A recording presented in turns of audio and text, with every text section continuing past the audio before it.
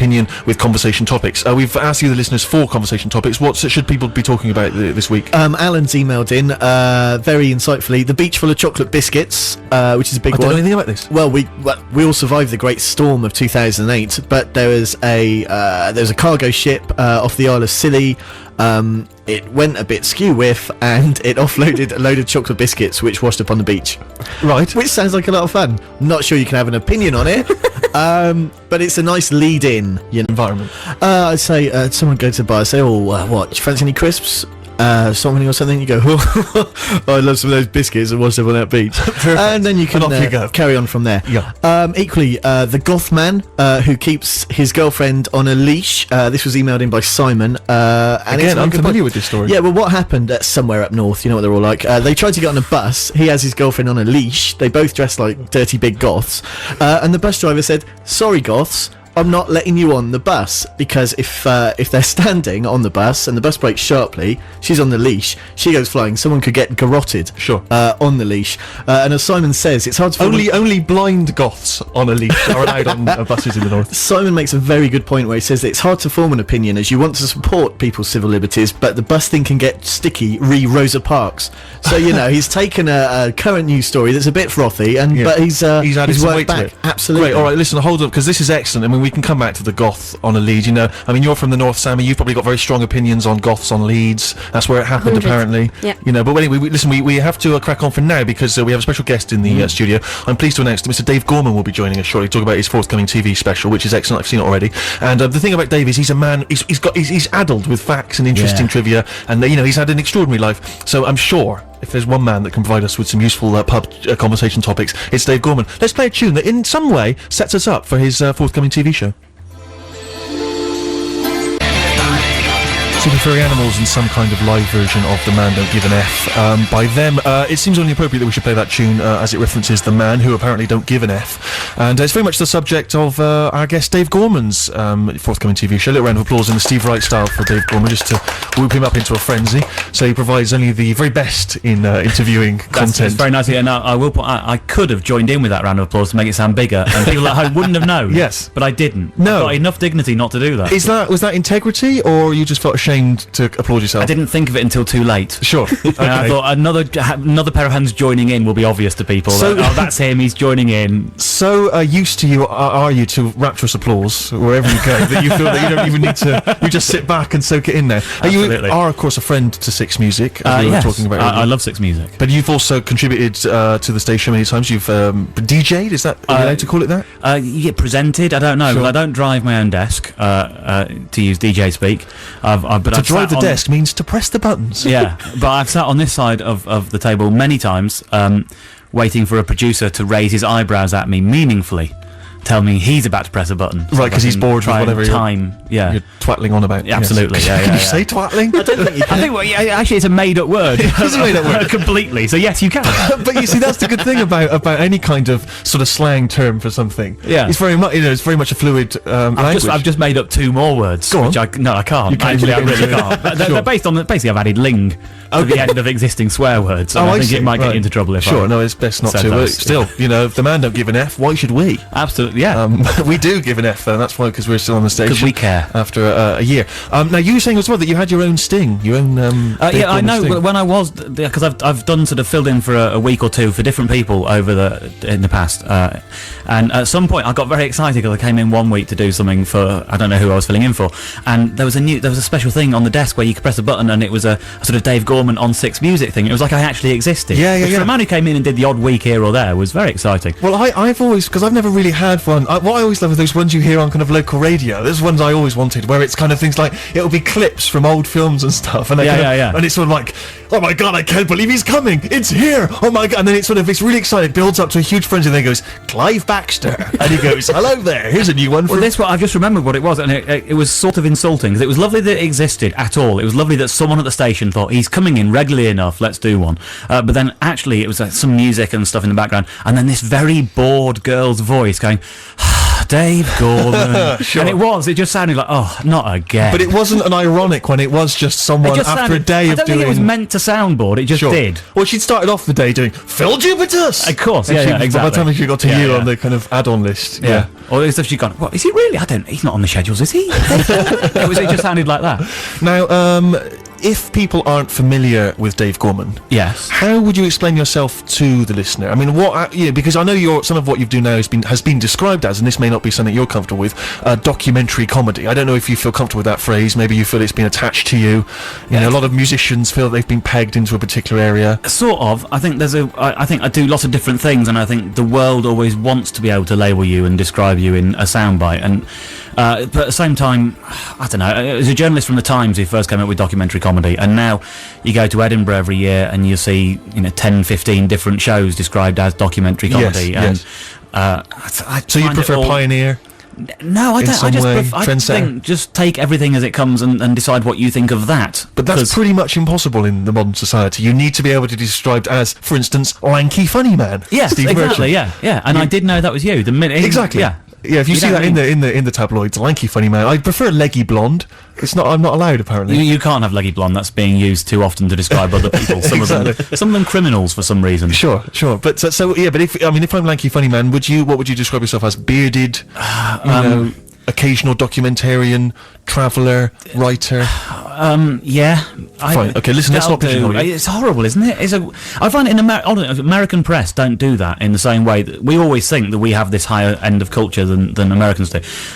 Newspapers over here describe your shirt and your face and Yes. things when they're reviewing your show. Yes. You think, well, that's completely irrelevant. And then you go to New York, and the New York Times and Time Out New York don't do any of that at all. They just actually describe the content and give an opinion. And they're incredibly reverential. It's always Mr. Gorman. Yes, yeah, as well. absolutely. It's beautiful. It's really. There's a sort of, as you say, a kind of sort of 19th century civility to the whole Yes, thing. and which is every very pleasant. journalist you ever speak to in America says, and what are your parents' names?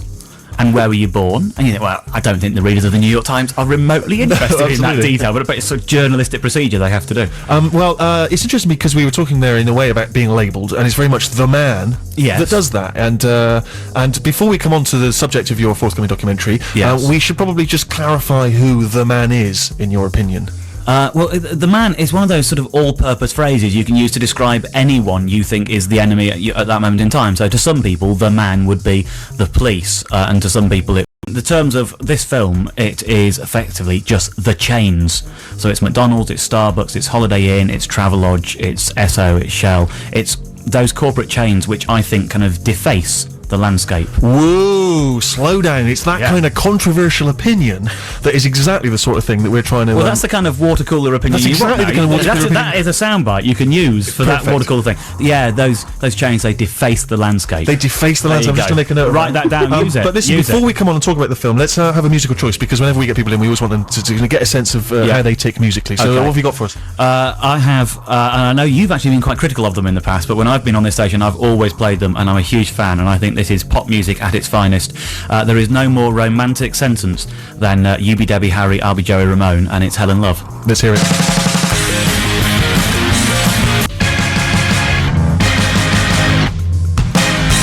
Debbie Loves Joey, Helen Love, the choice of our guest here on the Steve Show, Dave Gorman. And just in case you are perhaps an older listener, or one who perhaps only watches the more mainstream channels, let's be honest, they exist. They're out there. There's people who don't switch off after EastEnders, they just leave it running. They may not be familiar with Dave's work in the past. Dave, of course, I suppose your first thing that really kind of brought you to sort of national prominence was Are You Dave Gorman? Yeah.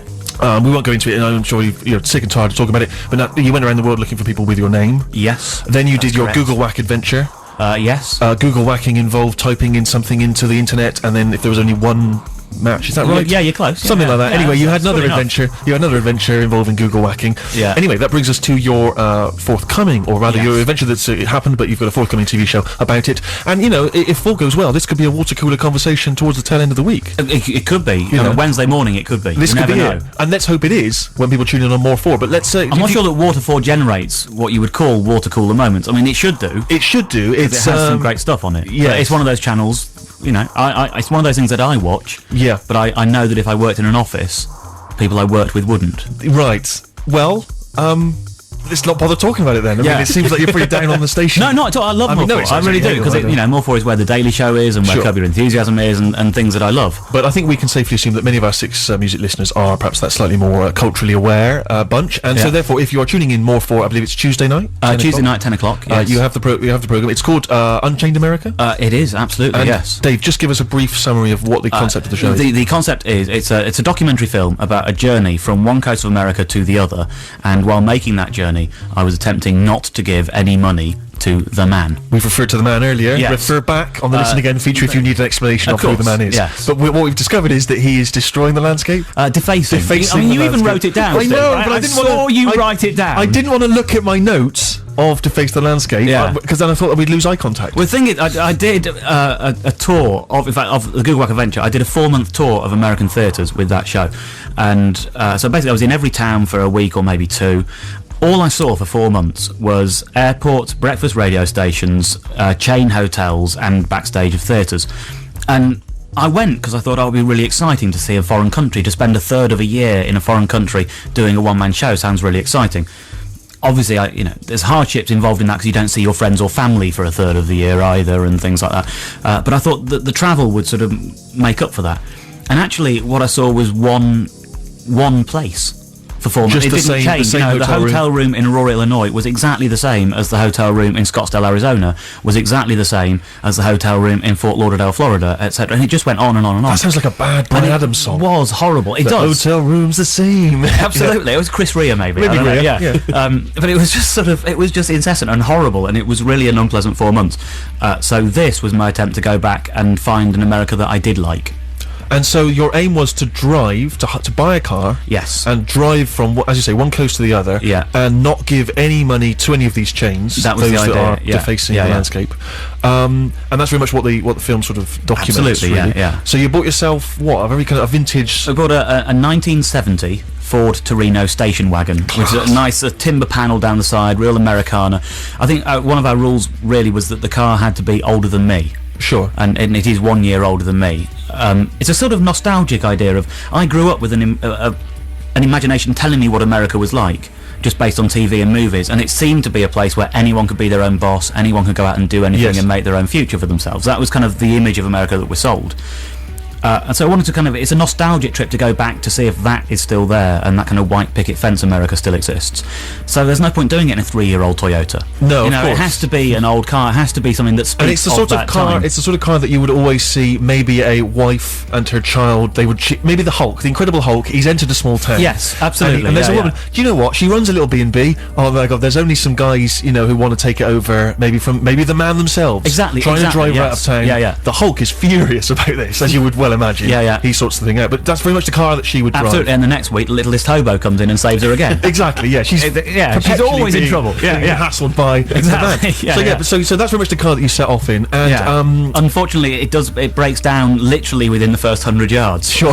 Yes. Which Because the man who sells it to you is an awfully nice gent, and it's quite surprising when the car then gives you so much jip. Yeah, I mean, it's hard to know what to think about Grant. I mean, I like him. I still feel like I like him, and I think he loved that car. I think maybe he loved that car so much he was blind to its faults. Sure. He did tell us it had never broken down. Somehow, literally within 5 minutes of owning it, it broke down. Yes, yes. Can't be true, surely. But I do kind of believe him. But you went off and you got it fixed by an independent mechanic. Of course. Yeah. Obviously, again, not giving any money to the man, and then you Yeah. set off on your journey. We'll talk a bit more about the journey in a second, but let's hear another musical choice from you, Dave. Okay, this is it's I think a hugely underrated band, Half Man Half Biscuit, who because they have some humour, I think people dismiss as novelty. And any I know I do. performer, yeah. Well, I think any performer, this sort of pricks the ego. If you've been to Edinburgh, you know what people are like with Yes. reviews. This completely pricks all performers' egos. It's called Bad Review. BBC. 6 Music. Dave Gorman. There it is. We found it. There we are. She see what- I know she what does you sound mean. bored, She doesn't doesn't she? sound very Doesn't- happy at all. Yeah. Dave Oh. Gorman. Yeah. Dave Gorman. It's like she's going.